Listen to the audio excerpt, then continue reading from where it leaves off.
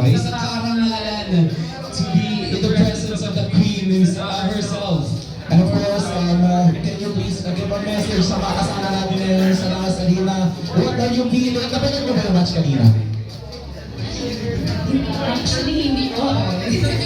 Nag-chika kami ng mga other gamers na tagal kami hindi nakasama. So, happy to be here. So, hello everyone! Thank you so much to Mountain Dew for bringing us together as a community. Gusto ko lang natanong, sino yung Black Rose?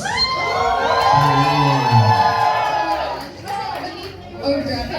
Magaganda ko yung mga lumipad ka from Cebu and Davao. So, thank you so much. Mag-surprise ko para sa inyo lahat later. Pero, for mga HR concerns, hanapin niyo si Ashburn. Hindi niya palitan to Ashburn out. Okay? And of course, nasalubong mga kasama ka rin namin later on, I believe, makakalaro rin namin ikaw later on, tama?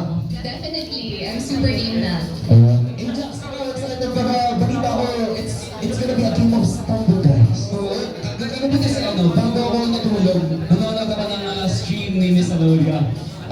Nagkaroon siya ng Stumble Guys without the DEW keys. So, what's the experience mo last night, Miss Alodia, playing Stumble Guys without those keys? Grabe, without the DW keys, it's impossible. Kasi, lumaki ka talaga playing first-person shooters, so hindi ka talaga makagalaw. Talaga makakagalaw. And of course, sa mga community players natin that will be joining here today, who will be having the DEW keys. So, parang feeling ko, kaya mo silang makakalo without those. Siguro, pag-usapan namin.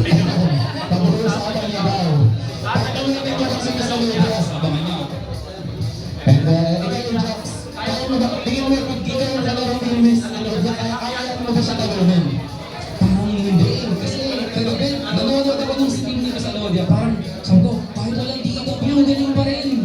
Nakakontrol pa rin ang mga maneuver pa rin ng magaling yung mga maliliit na character sa Stumble Guys. Ang cute doon.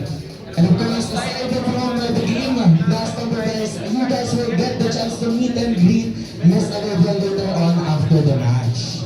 Di ba, Ajax?